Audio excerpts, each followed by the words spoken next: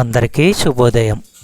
ఈరోజు దేవుని వాగ్దానం ఏమనగా కీర్తనలు 19వ అధ్యాయము 9వ వచనము.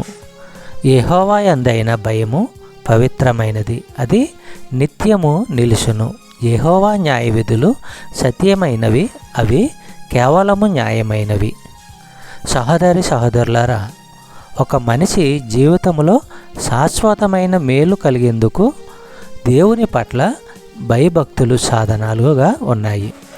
బైబిల్లోని దేవుని ఉపదేశాలలో ఉన్న దివ్యమైన విషయాల్లో ఒకటి ఏమిటంటే అవి కేవలం పవిత్రమైనవి, న్యాయమైనవి, మేలైనవి.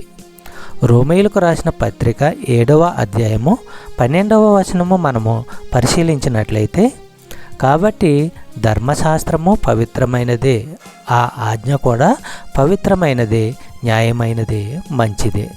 సహోదరులారా, అపొస్తలుడైన పౌలుకి ధర్మశాస్త్రం ద్వారానే తప్ప పాపం అంటే ఏమిటో నాకు తెలిసేది కాదు అని రోమీయులకు తెలియజేస్తూ తన పత్రికలో రాస్తున్నాడు.